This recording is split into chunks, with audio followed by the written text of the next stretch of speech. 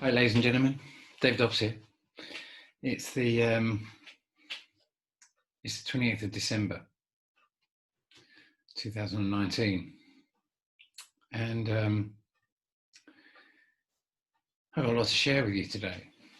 Got lots and lots and lots to share with you today because it's really very, very, very exciting time, and it's an exciting realization. And if the new year is all about breaking some old habits and maybe making some new, well, Tom Robbins says, don't break old habits, make new ones.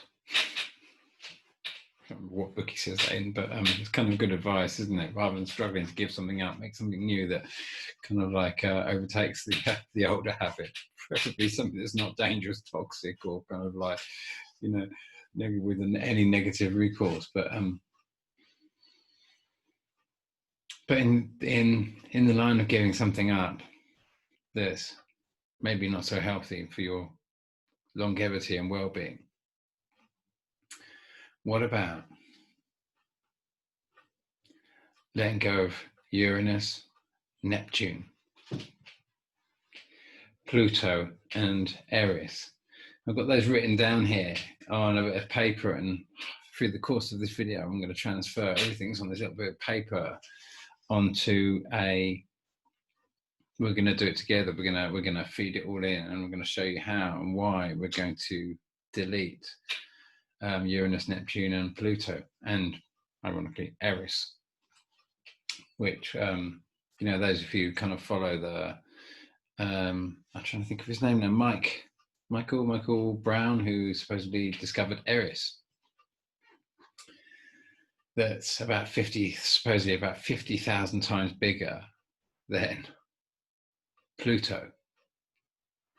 And it's all very recent discovery, really. And obviously that they sent the New Horizons out to see if they could find it, as well as get shots of Pluto. And yet, when you look at the kind of orbital pathway of New Horizons, it's quite an odd, because they seem to go past Mars without using any kind of form of slingshotting around Mars. And considering they've got such a massive distance to go, you would have thought if you're going to go far, have to go past Mars to get to Jupiter. But they didn't do that, and there's a lot of indiscrepancies in many of these stories. I'm going to take you through that in a minute, but let me first of all just take you to a shot that was by a lady called Jessica Coote. And there's a whole story with it arriving to me, because the shot was taken, I believe, on the 16th of August, 2018. That is not the shot I was looking for. Hopefully, you can see that shot.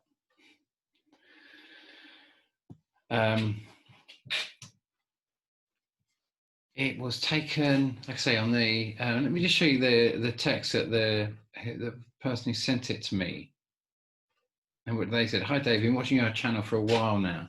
This pic comes from a friend of my daughter, wondering if the time taken might time with your flyby days.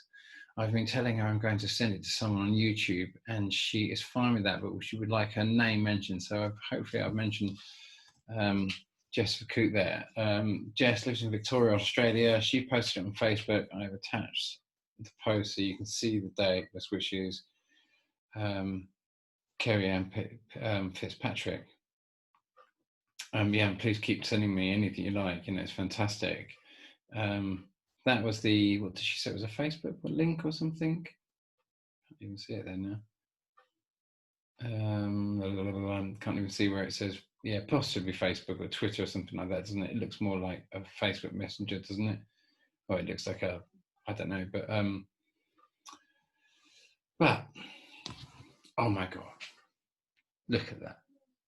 Look at that.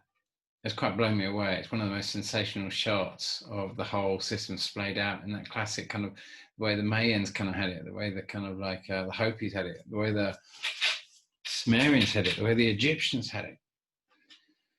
The ancient winged god, and there it is in all its glory. And that was coming in. Well, let's what should we have? Let's just go over to this shot here. Is it gone? Oh, sorry about this. Let's bring that up there. So where I've got this here is, you know, where the Kilauea volcano went off on the 4th of May 2018, and then we came round to there was that actually, I'm not too sure when the dust cloud was round about, wasn't the time of the earthquake, but it was when we were getting a flyby, and then we had one of the rovers disappear because there was massive sandstorms that covered, and we saw Planet X going next to it. But then of course it was 24th of October 2018 that Mars went off, and I'm tying that because Mars went right next to the Jupiter system. It wasn't, as I've got it here, going around. We'd seen that Alex Lujan shot of the twin tail object, and it was coming round over here. You know, we saw the arch of it coming around like that, not coming around as I've got it here. But of course, you know, the orbital mechanics, all of us trying to squeeze all this stuff to go through, you know, go straight past our sun. It's been a very, very tricky thing. And this is one of the things that Michael Brown is kind of exploring when he comes up with his whopping 7,000-year orbit of a kind of like of a dwarf planet, 50,000 times bigger than Pluto, and it's right out there, lost in the way beyond the what do they call the furthest asteroid belt, the furthest the Kuiper belt. And it's all very convenient, isn't it? But of course, if it's right out there on the furthest aspect of its orbit, then we're suggesting it's about 3,500 years away. And of course, we come straight back to the kind of Zakai-Sitchin, the original model that was postulated by Zakai-Sitchin, and also was used by very much Carlos Ferrada, because they didn't have a more advanced understanding of the orbital mechanics as we have now. It certainly doesn't seem they did. So then we come forward, and that was the shot on 17th of June. And when I was sent the shot, I was assuming it was the one that was around here actually that was causing this, because this flyby was the only shot we had of that. So we knew it was coming by. I mean, I wasn't expecting that. I had the whole thing localized over here, but then we had to upgrade because of all these sightings I'm showing you now. Now that was, you know, I did put a video out saying to expect some pretty big oceanic anomalies, and then we had that shot coming in, and of course before this was really big, and we had just directly after the oceanic anomalies, and they had the big tsunami just as I had predicted, and we had the man here bareback riding the roof of his house into from a liquefaction volcano, earthquake, into a coming tsunami on the, I think it was the 28th of September, 2000, and a little pretty cat here is trying to get on my lap. Sorry, little sweetheart, I'm going to make a video now. I'm going to let you go down. Come on. So that was on the 28th of September 2018, and that that shot here, coming back to, yeah, this shot here is that was that coming in, that big flyby coming in. She got it magnificently. Not the one coming out afterwards, but that was it coming in. A spectacular capture. Anyway, so let us, thank you for sending me through that. It really fits right in. It's one of the most, it is, I mean, there's been so many, not one of the most, because there has been so many spectacular shots, haven't there? But that certainly is up there amongst all of the spectacular shots that makes us fully understand. Remembering it looks like a great eagle. Remember, this comes in like a bird of prey, like an eagle bird of prey sort of thing, because it comes in from the direction of the sun towards us. So it's blinded in plain sunlight, and you can only see it in very rare occasions. And this is one of those shots. It's just an amazing shot. It's just an utterly amazing shot. Anyway, so now we're going to go to Let's go to Safari. And before we get onto this, this video was actually sent to me by the Relentless Maverick from the Relentless Maverick channel after we did a podcast, and we were just in communication. And he said, check out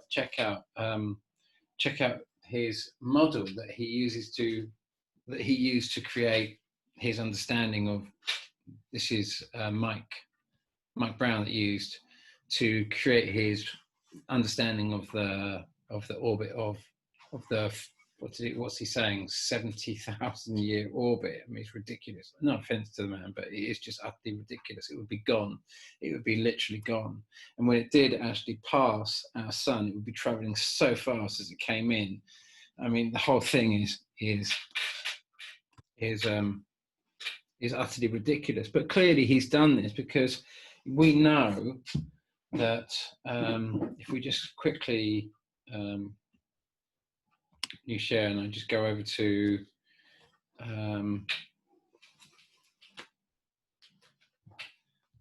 remember I often like come back to this quote that came from a NASA head. It was what was his name? Jacob Israel, who posted it up, and look how many views he got on that. You know, this was back in the day before YouTube was censoring it. It was nearly 3 million views just from this quote.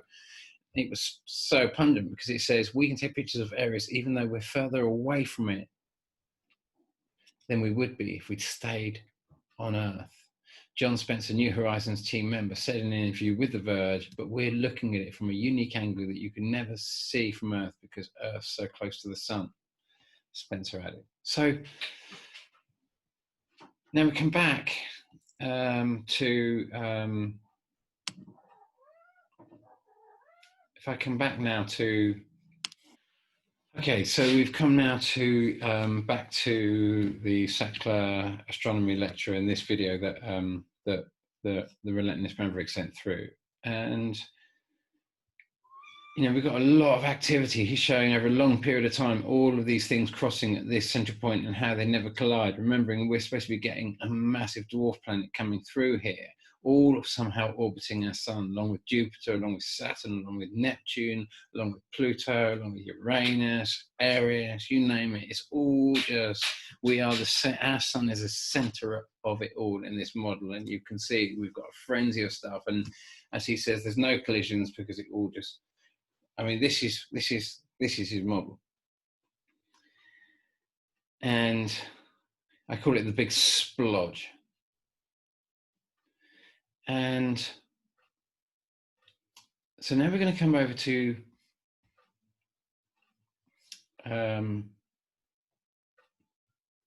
what's best to show you now. Let's stay with this. Before I talk about the activity that went on over the last 5 or 6 days to see, you know, what actually happened, because we're expecting a lot of seismic activity because of our proximity to the twin tail object that's on its way in, that's a month away now. But we're also it's the alignment with the new moon. And we notice that most of the alignment came. Well, I will just stop on that before we keep going with showing you how we can delete Uranus, Neptune, Pluto, Eris, and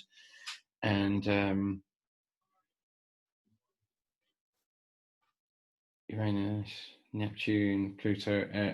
Before we can delete those 4 planets, let's just look at the activity that went on, and then we'll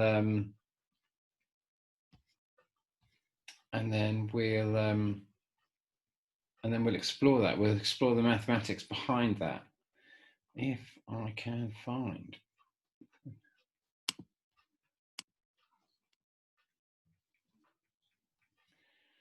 Okay, so here is earthquake3d.com, and we've got it set for the last 7 days. And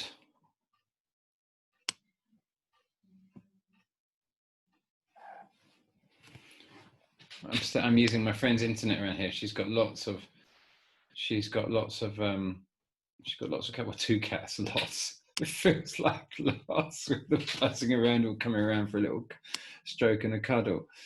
But I'm just trying to see. So that's the point I was. This is the. Get my geography. Yeah. So this point here. So we'd had a lot of activity on the Pacific Basin, and it had shunted over, and it had gone towards Canada. And this region, we had some 5.9. It's effectively 9 round about 6s. Yeah, up near Canada on that kind of like Cascadian subduction zone that's off the coast of the Pacific coast of Canada there. So that's where all the activity seemed to move. Very little of the activity seemed to actually cut across this direction towards Europe. I knew it would be in the upper part of I knew that it would be I knew it would start in the Pacific Basin, but I was expecting it to go as much, the Europe direction as it basically did towards the sort of like the west coast of America and Canada rather. So if I just keep that spinning there and we start going down, that's 7 days ago. We can see that as we get closer and closer to now, it all occurred. It all occurred in the kind of basically 6 days ago. The biggest kind of like the biggest part of all the activity really, and so that's kind of like it's just before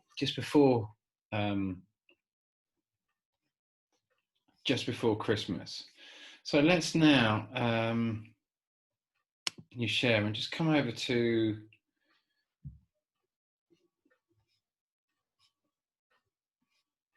I've got another preview, Firefox. Let's come around and have a little look at Firefox and that's around about the 25th of December 2019. That's where I set it, and there's the moon. So we're assuming that around about there was the actual most intensity of the earthquakes, and the twin tail object is cutting around here like this. And if Earth is going to carry on round the sun here, the twin tail object is coming around and is going to cut across the Earth's orbital track, but Earth should go ahead of it. But it seems that where it is at the moment, it's slightly further ahead of where Earth is. So it's more around here. We should still cut across it before it cuts across us, because if it cuts across us first, then we'd have to go right through its tail, and that would be devastating. And I don't believe that's going to happen. I believe that we will carry on, but right now it is ahead of us very slightly, because if it was behind us, then the earthquake would have aligned via the moon. It's always aligning via the moon. The closer this gets, the closer the twin tail gets to an alignment of the sun and the Earth, when they all align, that's when the earthquakes and the volcanoes start coming very much bigger. It's more over here at the moment. It's somewhere in this sector cutting in and cutting across, and it's going to join us as we carry on around the sun and get to the 20th of January. Around about that point, we should just be ahead of it. So you can imagine the next full moon. It's going to be, if it's still slightly ahead of us, and if it's still slightly ahead of us in terms of in between the Earth and the Sun, if it's slightly ahead of us, this is going to carry on round this direction. Let's just go to the date. We're talking about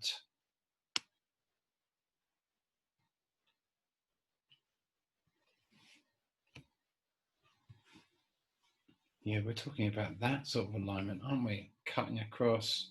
No, we're not. You need to bring that around to that point there then and keep that coming.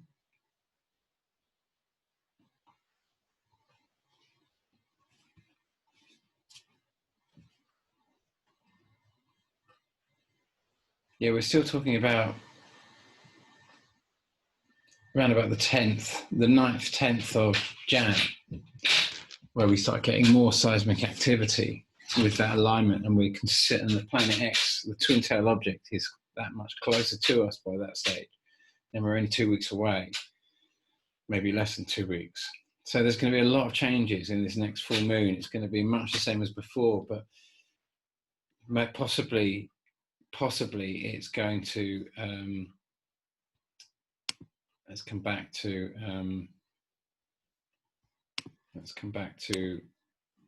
earthquake 3D. Possibly, I mean, it's so difficult to predict which way the continental drift occurs as a result of the pulling. You know, we have to understand that if that's the northern aspect of the Pacific Basin here, what's actually happening is it is pulling the southern aspect of our globe towards the sun and pushing the northern aspect away. So that Australia is absolutely, this month is going to be, January is going to be intensely hot. It's going to be intensely hot in Australia. It's going to be intensely hot in Australia. Hotter than probably ever records have recorded, because it's going to get massively exposed. The whole planet is being pulled closer towards the twin tail object, which right now is closer towards the sun. So the whole planet is being pulled closer towards the sun, whilst Australia is being much more exposed to solar radiation because of the way in which the planet is twisting, which means the North Pole, you know, this is all these earthquakes and volcanoes are going to create enormous amount of moisture. You know, the northern aspect of the globe is going to be very cold. There's going to be all this moisture coming up. It's going to turn to massive snow. It's going to be a cold month. December is going to be a cold month. That's what we got. What's what we've got ahead. Okay, so let's go now to the deleting of Uranus, Neptune, and Pluto, and ultimately Eris, and see why they've done this whole story. So we know because of the New Horizons statement that we can see that this is not, you know, the model that they've given us, the kind of like the heliocentric model, the standard model given to us by Copernicus in around about sort of like 1613, 1620, that sort of area. At the same time, Galileo supposedly saw Jupiter and his moons, and then was forced to recant, and the Copernicus model was put forward. So now we're going to come and we're going to go, before we go and show you how we're going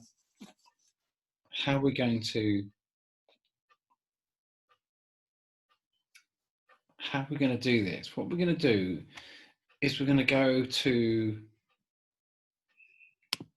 back to my model.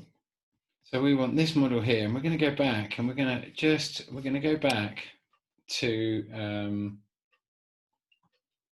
remember all these shots of Jupiter that we've seen, and we were trying to explain all these shots of Jupiter, and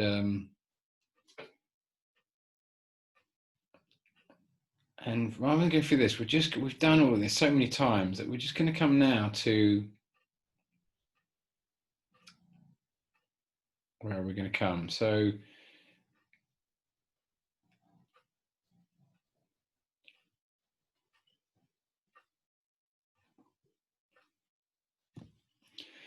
we're going to come to there. Remember 12 years. We'll just get rid of the sound on that as well, I think.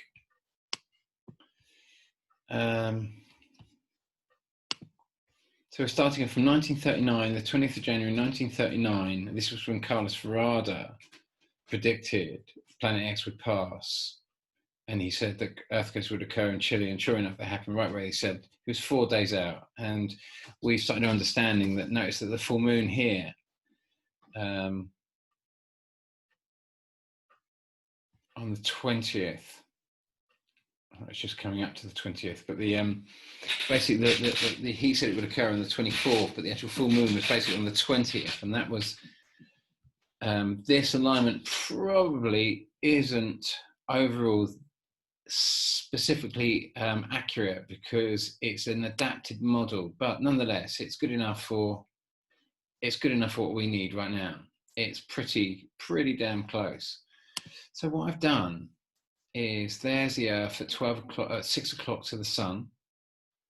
Yeah, and we're going to delete in a second all of these planets and rename the Sun Planet X, and then we're going to reposition our Sun where it really is to take it out of this heliocentric model and show what's really happening and why they created Uranus, Neptune, Pluto, and Eris, and SETI B or Mirror in 1596. So there we go. We've renamed Planet X. We've renamed our Sun Planet X and put Planet X in the center. Now, just on a sub note, Mike Brown, who was the one who supposedly discovered Eris, is telling us it's 50,000 times bigger than Pluto. Now, I'm of a mind, they always give it, he knows the truth about this. He's involved with some of the biggest funding on the planet, for these space agencies and all the stuff and whatever they're doing. He knows the exact location of all of this without any doubt whatsoever. So when he gives these stories, he knows that they're so far-fetched that he's given us 7,000-year orbit because he knows it's utterly ridiculous. He knew 3,600-year orbit was utterly ridiculous.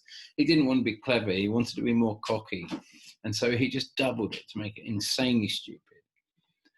And but when he talks about something that's 50,000 times bigger than Pluto, I imagine, because Pluto doesn't exist either, and it's really just Jupiter, or what the things we're seeing are either Jupiter or Saturn or their moons. What he's done is, I'm imagining that what he's really describing there is, talking about a massive dwarf planet, that just can't be seen, just hiding behind the cargo bay. It's utterly ridiculous, really. It's utterly ridiculous concept to suggest it's such a massive thing you just can't see it. It's so silly. And so what he's saying is 50,000 times bigger than Pluto. Really, what I would suggest he's saying is it's 50,000 times bigger than Jupiter. And he's describing Planet X itself, what they're going to see, and what this is all about. But they're just encoding aspects of truth in this massive lie, just so they've got a little bit of, and I'm going to show you how all of these orbits all cancel each other out and they're all the same thing. But before we can do that, we just need to remind you of how this is working. So what I've done there is I've just deleted, I've renamed Sun Planet X, I've deleted Mercury, I've deleted Venus, I've deleted Earth, and there goes Mars. Mars is gone. And now we've just got Uranus, Saturn, and Jupiter. And of course, in this video, Uranus is still there, or Uranus, however you want to say it. I think probably Uranus is far, far better, considering it was absolute bullshit from the very, very start. Just like Pluto, just like all of these things.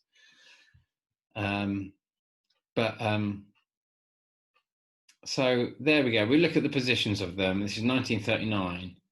And then we run, I just very quickly, before I start the model, I'm just showing you our Sun with Mercury, Venus, Earth, and Mars going around it. You can't see those planets orbiting the Sun. You can just see the central Sun there going up through, cutting up between our Sun and Jupiter, coming underneath Jupiter there. That would have been in 1939, and then this would have been coming past Jupiter again, this aspect in 1986, and then coming back over and crossing again now. And so these are the three big aspects of Jupiter which we've explored a lot. And what's interesting is that this cycle from there to the point where we saw Jupiter again coming around here, ironically, is around about 84 years.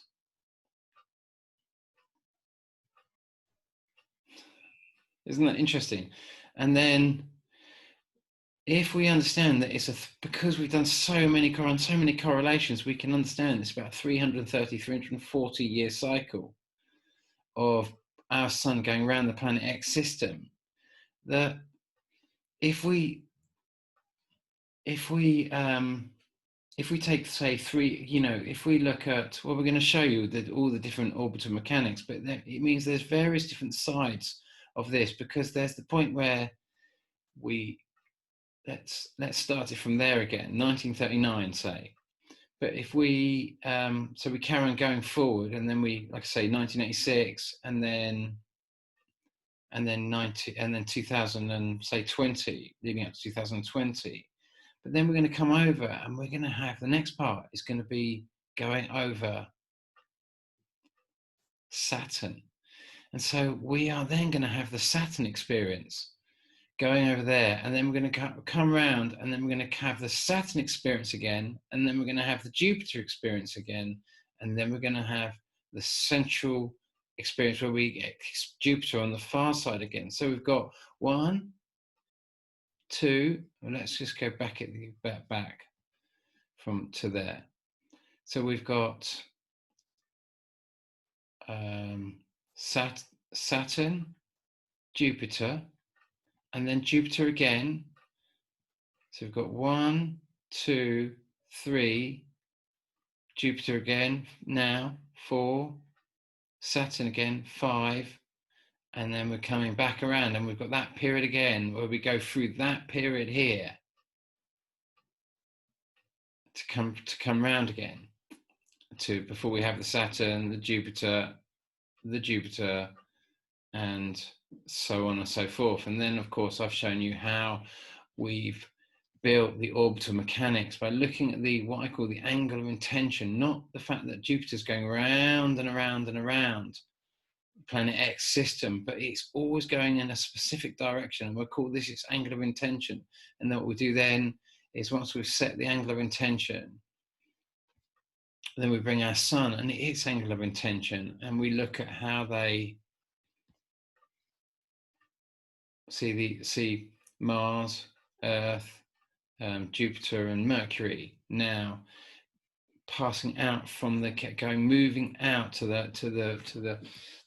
heading towards Saturn effectively, but also descending through the whole ecliptic plane of the planet X system, which encompasses Jupiter and Saturn and planet X itself and all of their moons. And that's it, other than our sun and all of its moons, or planets, whatever you wish to call them. But from the perspective of Jupiter, we could only really call them moons. But and then I explore all these different crossing points. Well, I'm not going to do that now. What we're going to do is what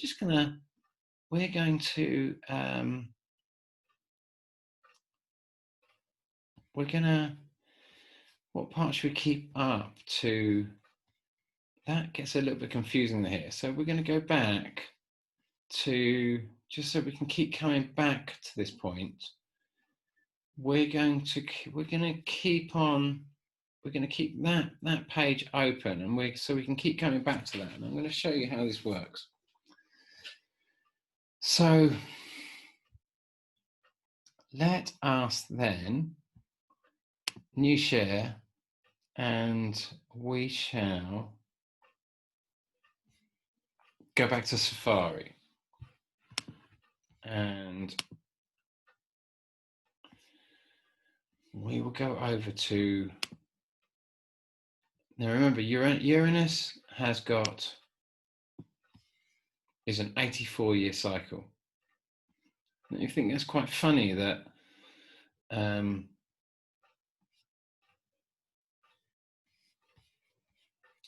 was going to do a whole little chart, but now I'm realizing that I could just we'll just have to keep bouncing past to and fro these here, which I think is absolutely fine, really. It's a bit of a nuisance, but actually, it's quite funny that that point here is about 84 years.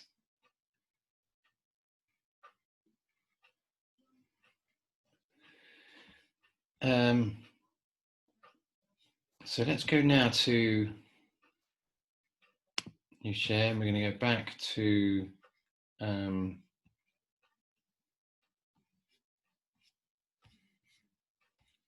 Safari.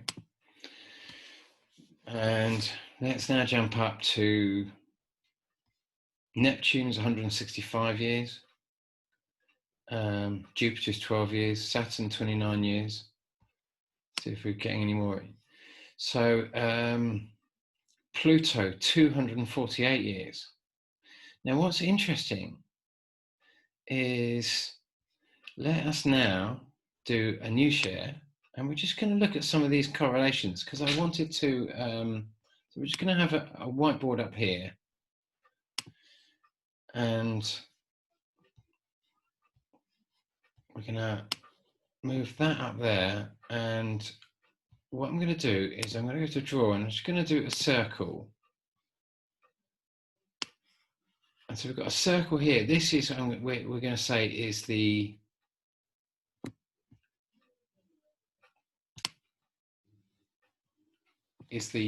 orbit of our sun around planet X. And let's do another one here. Okay. And now we're going to do another circle in here, and this represents planet X itself. And now what we're going to do is we're going to do the orbital track. So this is our sun going around planet X, and as it cuts through, it's actually going to go. I'm going to do straight lines here. Obviously, Jupiter and Saturn going round are going to have circular paths, but I don't know if I'm going to be able to get them on the. No, we can try anyway. We can try. So let's just see what happens. So we've got.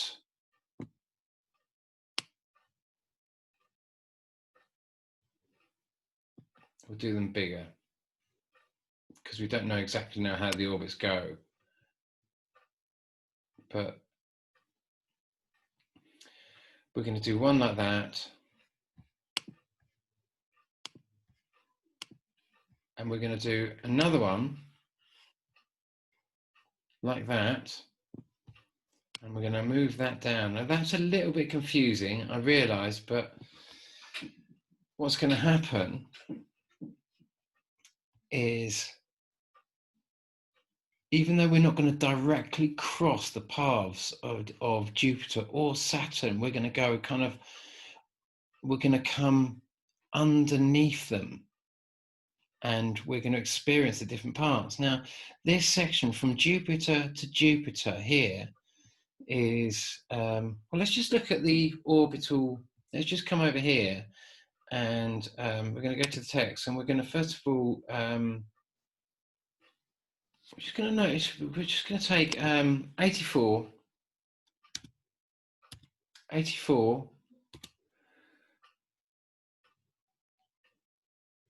times 4 equals 336. In itself, it doesn't seem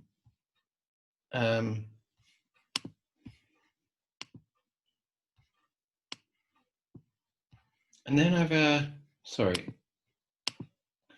now we're going to put here next to this, we're going to put 165 times 2, and this is going to make sense in a shake. Well, as I times 2 is 330 and 30,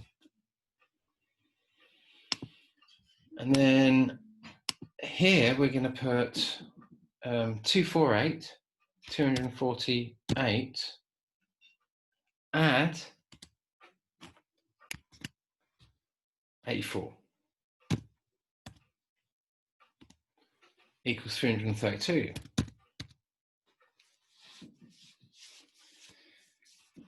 And we're just going to explore why I've done that. It's because, let's look at Uranus first of all. It's 84-year cycle. I only realised when I built my first orbital track, I couldn't believe that I'd worked out it was about a 340-year, 330, 340-year cycle. And 4 of those cycles was the same as one full cycle of what I was understanding of planet X moving around the sun. Of course, it's our sun moving around the planet X. When we finally worked it all out, at the last shots, we finally realised Jupiter was the missing aspect.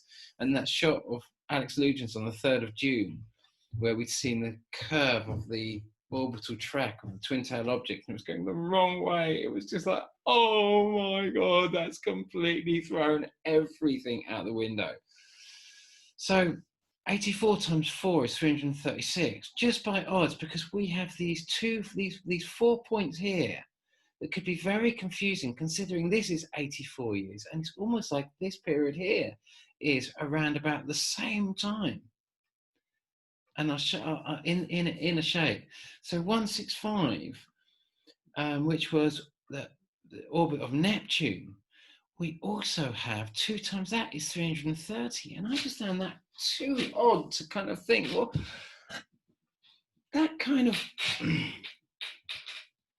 we could see how, when was it? So Neptune was discovered in 1846. And supposedly Triton was discovered at the same time, that we assume was the moon of Neptune. But we would have, look at where we'd have been. 1846, think of it as a cycle. Carlos Ferrada's prediction would have been here, if I've got that right. And then we would have come, we would have come round the planet X system, or maybe I should suggest it might be better suggesting coming that direction, looking down in terms of the way in which our planets move around our sun. So let's keep it going in the way we kind of understand it in our own kind of orbital mechanics of our sun. But let's say our sun is coming around this direction here. So this point here is 1939 up to 2020. So we go back to the point where we were going under Saturn. And because we couldn't have that, because we're supposed to be all orbiting the sun, we couldn't have that. So we invent another. So at this point here, 1846, we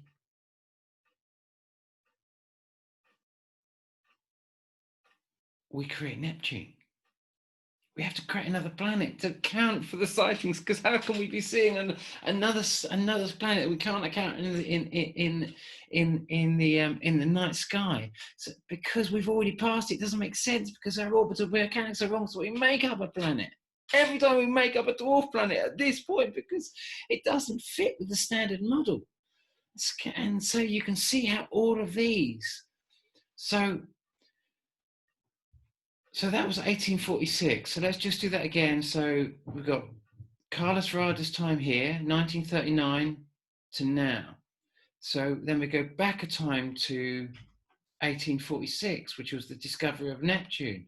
Then we go back around here. Now you think 1846, that's also when it was 1859, the Carrington event, where all the electric pylons did what we saw in New York last year. They all caught fire. We've been seeing them all over the world, but electric pylons catching fire because we're in massive close proximity to a massive object and its moons. And of course, we couldn't say we were seeing Jupiter, even though we were still seeing Saturn, or we were seeing Jupiter, because it wouldn't fit with our orbital mechanics. So we get people like Mike Brown to come up with these kind of theories. They know exactly where all the orbital mechanics of this, because they've so much, they've got all the technology. So they run these stories for us. They build these models, which are built on absolute bullshit. So this is the 1846 point here. That's Carlsrada's point. Then we go back to 18. That's 1939. That's 1846 when they say they've got Neptune. But then we have to go back to 1781, which is the point here. And this is, what do you call it? This was the discovery of Uranus here. And then we go back here, and this is Galileo's discovery of Jupiter. And so it goes, and this is the cycle. And this is, obviously, now if you think Pluto was discovered in 1930, and we started seeing kind of Jupiter shots about, I got the first shot of what I now know is Jupiter on the 28th of August 2015. So we were getting, you know, Dale Martin was putting all those incredible shots of Jupiter up. It was started by 2013, really 2014, when we started seeing the massive shots of it, where it was getting far, we were getting closer to it, and it was all these epic shots were coming into view.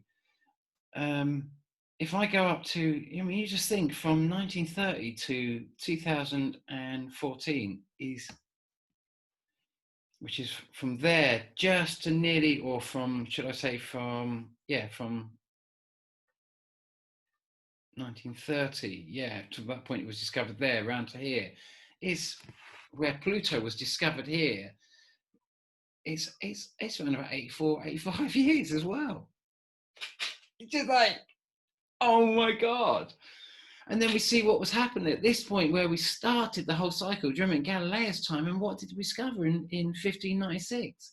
Another dwarf planet. Except that time they called it Ceti B, or Mirror. So we see this pattern coming up every time, and all these people are the people who are there to. You know, this is Eris. Remember, this is Eris, the goddess that wasn't invited to the ball. The one we're not showing in the equation, the one that causes all the trouble. But the one that is not invited, the one that is not represented.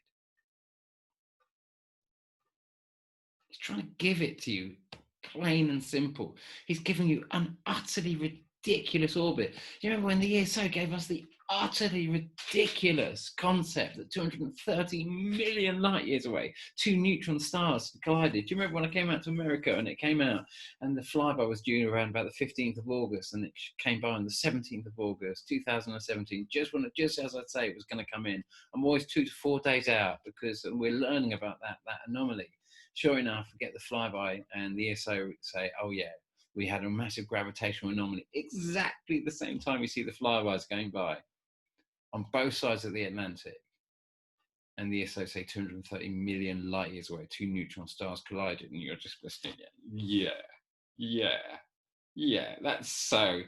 I mean, can you imagine, you know, what's happening on Earth and our little planet moving very close to the sun? Everything's moving really, really, really quickly. When you're talking about big, you know, you don't see our galaxy moving in that side dimension, because us compared to that is barely moving at all in the bigger scheme. The concept of these two of these massive things that you cannot see, you can go round and round and round and round the sun for millions of years and barely notice any movement in the bigger system, and yet suddenly you're being led to believe that two neutron stars that are effectively the formation of what would effectively form a galaxy, when they finally collide and explode out into these big, what they say is just formed there 230 million light years away.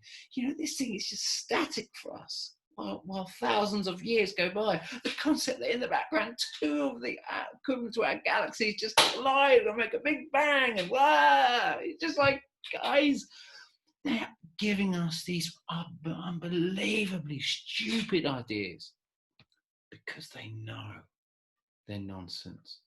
They're taking the piss out of us. They're just, it's like a joke. It's a joke. The whole thing's a joke. They all know it's a joke. The whole standard model is just a religious model, and we're all in it. It's just a massive story to depopulate this world, to make sure that no one takes preparation when this thing comes by.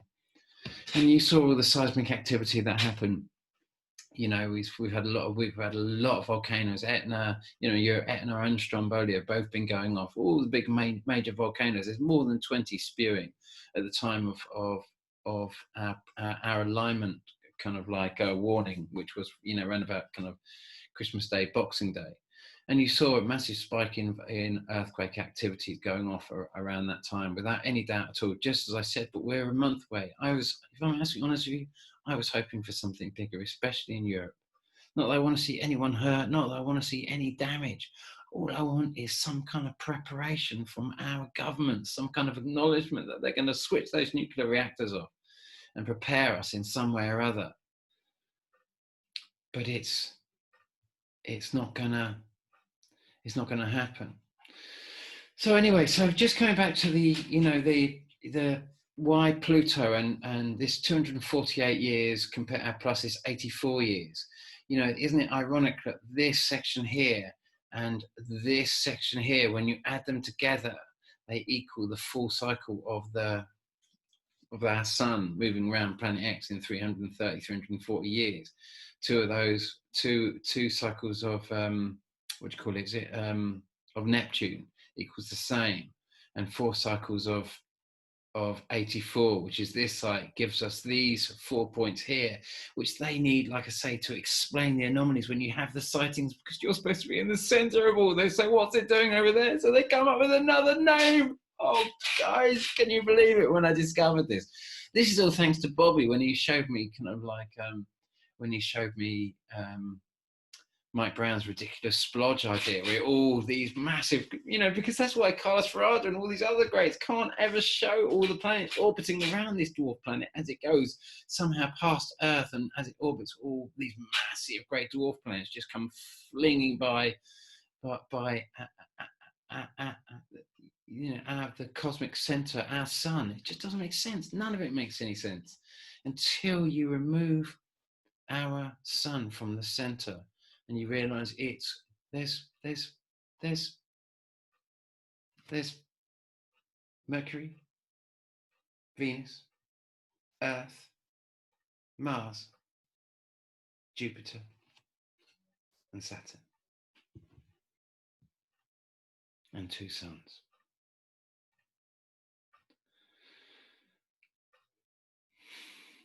That's it, folks. It's that simple. It's that simple. 6 planets and 2 suns. True. Jupiter's got a lot of moons. They're saying, is it 82? And then we had the 2 new planets, twin tail objects that we know are the furthest proximity, and we end up, ironically, with that 84 number again.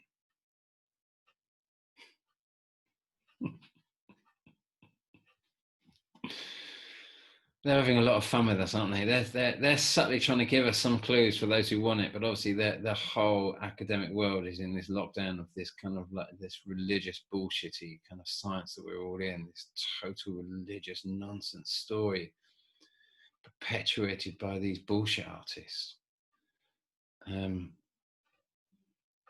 That are going to, just because most of the population lives in very close proximity to kind of like the ocean, it's on the coast, and so people are very, very unprepared for this, and they're not going to take any warnings. They're not going to do anything. And any country that's heading towards any involvement with this free trade deal will go under the wheels of this, because ultimately this is for Britain. This is the punishment by the Catholics for what happened, for creating the Protestant church in the first place. So this is Britain doing everything the opposite way round to what Elizabeth did in the kind of like in the 15th century, specifically 1588, when the Spanish Armada, she waged peace against their wars. And Britain's going the other way around, is going to try and drag all of these countries into a free trade deal where all their sovereignty is absolutely ripped out. And so the one true God of this earth will be at odds with that choice. This is why I wrote Laughing Gas. That's why I wrote my book Laughing Gas, to say, don't leave Europe. But we are going to do that. And I also understand that I wasn't here to change that. I was just here to try and help you understand now that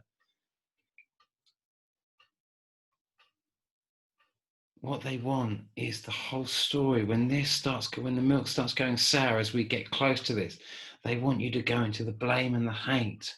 So because you've been so trained to never look at yourself and direct the finger of blame at yourself and go for the resolution and the correction of that. What happens when you take responsibility? You go through an evolutionary process. You have a word with yourself. You upgrade yourself. You fix the problems. Or you go into the bitter hatred where you can't even look at the mess of what you've created. You've lost everything. You've just kicked your dinner plate out the door. You're watching your kids starve to death. Everything's falling apart. And they're like, why? We told you. And what are you going to do? You're going to blame everyone and anyone around you, anything other than go to. And of course, that is just complete denial of everything. You can't go into the heart of the matter because you cannot look at the mess that you've created. And this is how they create the opening for the ego soul to enter into the human realm, into the human heart, because the existing soul cannot even look at the space because of the mess that is created. But it is not your choice. It is a whole story that's been fed to you. So you go down this corridor. You look at Tony Blair's speech where he blames Jeremy Corbyn for the mess that he's created, and yet Tony Blair was the one who created Brexit more than anyone else, because he was the one who was given as the pro-European that was gonna drive this and told everyone it's vital for the war on terror you stay in Europe. And of course everything was turned around. Tony Blair was turned along with Europe. It was turned into the boogeyman. The most hated politician was used as the means to make you hate Europe. This whole thing has been a massive mind manipulation, and what you've got to come out of is the guilt associated with what happens now. It's just a story that's been created to blind you from the hazard of the time. And it's a story that's been created to make sure that not only as many people die as possible, to lower the population of the earth, so no people take any preparation, and to crash the currency at the worst possible time in this manner. But it's also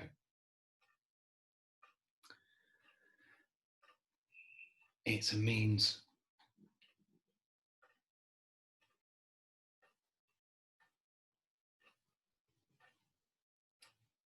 it's a means of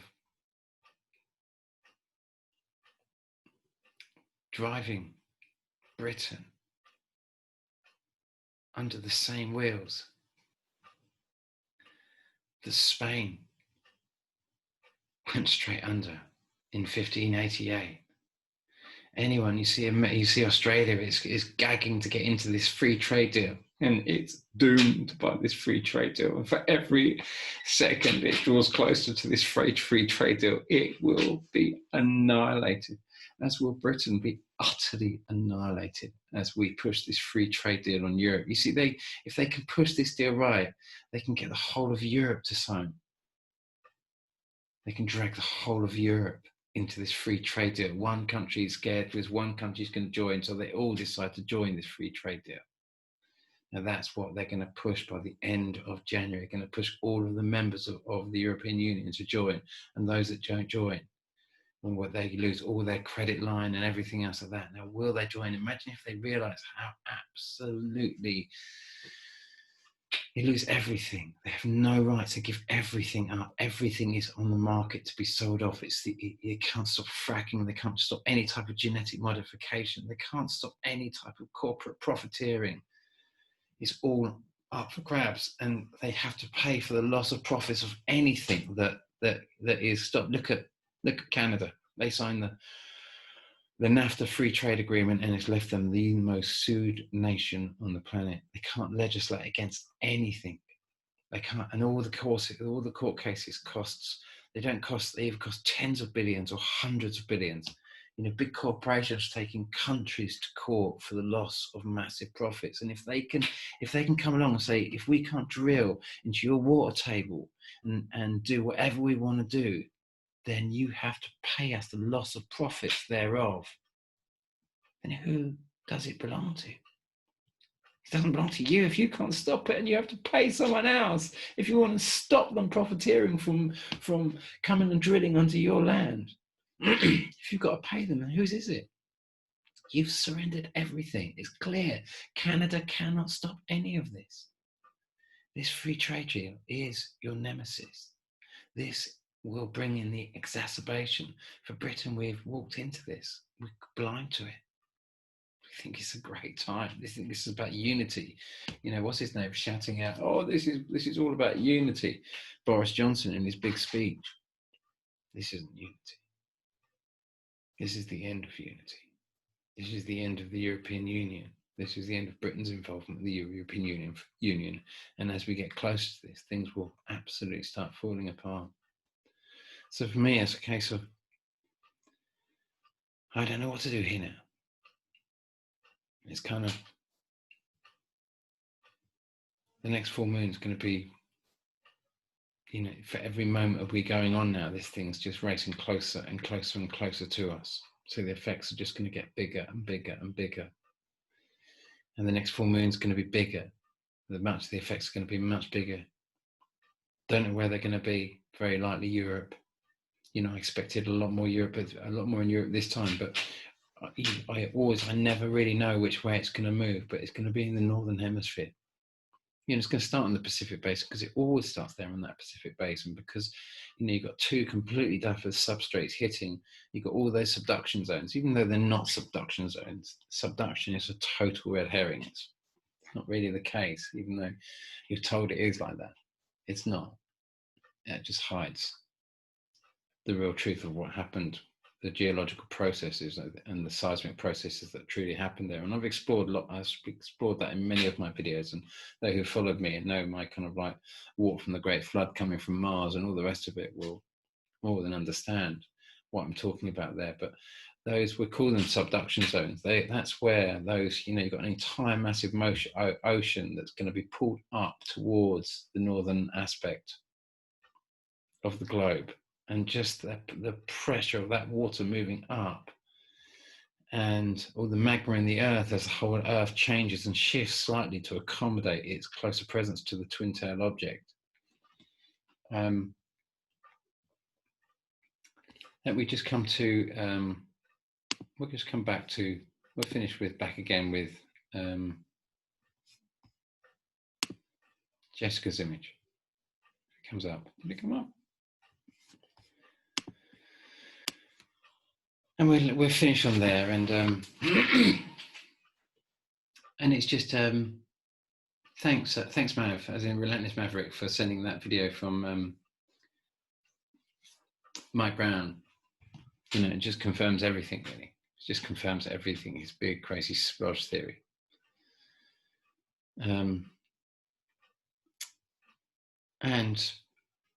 thank you so much for all of those who've been sending me through data.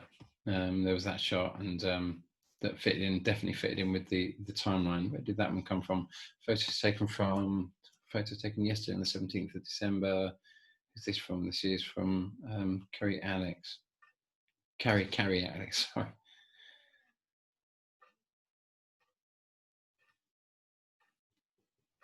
So that's, I'm assuming that's they're associated with those shots there. Thank you for sending those through to me. I'm not too sure what to make of those. How much of that is lens flare? How much of that is I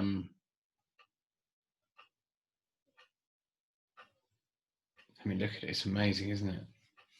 That's what I saw. Two planets right next to each other, really, really close. Well, I didn't see the full color, but I don't know if they are planets. I don't know if that's lens flare. I'm of a mind that we have a big shield up there, or something that is obfuscating these things in some ways. Did she send me these ones as well? That was from, yeah, she sent me this. I have not adjusted the images in any way. I was able to look directly at the sphere, but the light source in the final picture, but the light source in the final picture was way too glary to look at. But imagine if that's the twin tail.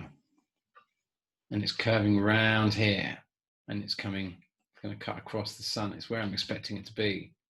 Carrie, thank you for sending that through. It's very odd. Any other shots? Oh my goodness me! Every time I see that, oh, that was the thumbnail for the Queen's speech on the BBC, and I just looked at the shot of the sun at 1959, like that Queen's speech, and I just kind of like put that through a filter. It's very odd there. I mean, that's kind of what I'm expecting. It's very difficult to see, and it's very inconclusive, but nonetheless, it was on the BBC kind of like Queen's speech, you know. It was just like subtly trying to maybe. And we've got Mike Taylor. Dave, check these out. I've even inverted the gamma and tested these, and here's the proof. Let me know what you think. I'll be sending you some information about the solar system irradiance graphs, which shows two sources of solar winds, solar particles going in two directions, and a ton of extra helium-4. And when you're talking about this, you're talking about these kind of helium-4 and that sort of stuff, we're talking about a different type of more denser fusion process than our sun. So we're looking at kind of evidence of a kind of like a big dwarf planet. Right? That's why he's talking about this. And protons prove positive of two stars in close to Earth, and I'll be on watch for your video today, Thursday the 12th of December. Keep on keeping on, brother. So Mike, thank you so much for sending that through to me, and I'm just going to quickly go through some of these videos you sent me.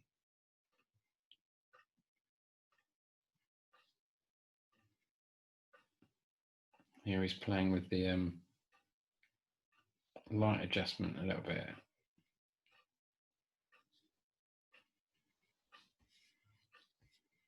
Very interesting.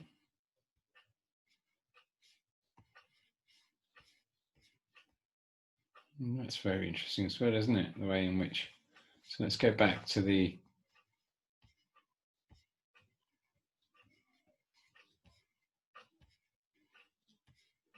Very interesting stuff. We have to kind of explore the kind of light range sometimes with these shots. Let's come back to that as well. It's very odd. I mean, I don't really know. But there was. Thank you for sending those through to me. So there's just some shots to think about to add to the selection. And thank you for sending those shots, because I don't normally do that so much of putting people's shots up as much. I generally sort of let video makers who really dedicate, like Steve Olson, like Matt Rogers, even though we haven't heard from Matt Rogers. And it would be great to have him back, because he's a great video maker and he's very consistent. And Alex Lujan is also amazingly consistent and constantly puts stuff up there. And so there we go, folks. Giving up things for the new year, things to give up for the new year, and top of the lists are going to be Uranus, Neptune, Pluto, and Eris. We can let those go now. They never did exist. It's just like the Egyptians told us, nothing's changed much. Same old, same old. 6 planets and a sun and another sun, who we see as Eris, the one who's not represented.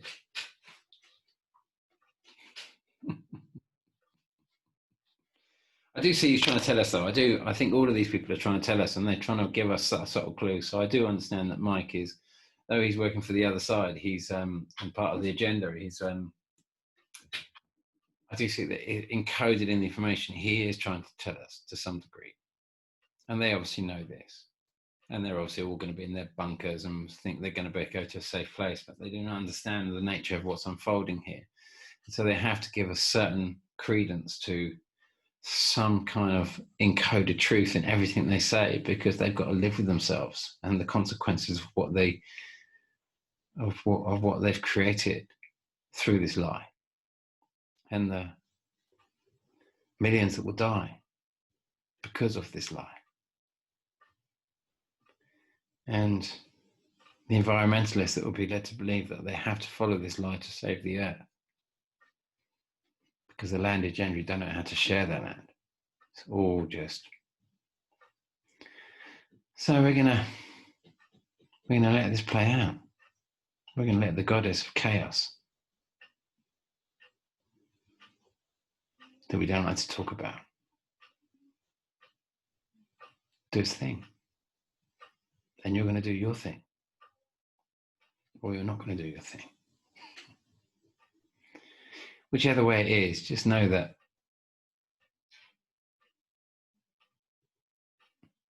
you haven't created this. No matter which side of the fence you're on, really, you're just born into this story, and you have to take a side in all of this. Even if you're sitting on the fence, you're still taking a side. Humpty Dumpty sat on a wall. Humpty Dumpty had a great fall. There's another side, just non-action is a side in itself, except that you don't take either of the main sides, which means that you're enemy of both.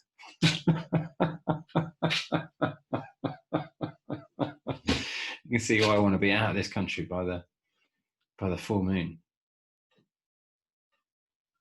And that's going to be a lot of work to try and get out before that, because that's going to, Britain's pushing this free trade deal, which means it gets drastic in here. It gets drastic here. It gets crazy drastic.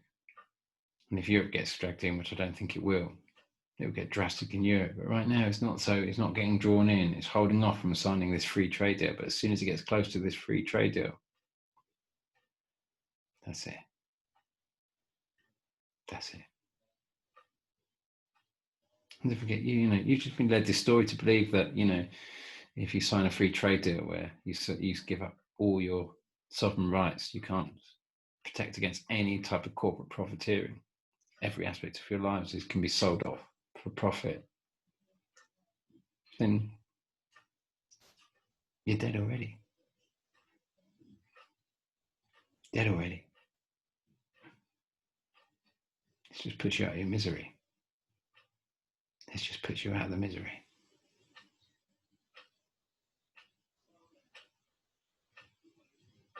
Take care. Good luck. Wherever you go, whatever you do. No fear, but you have to see what's coming in, and you have to take responsibility. Good luck.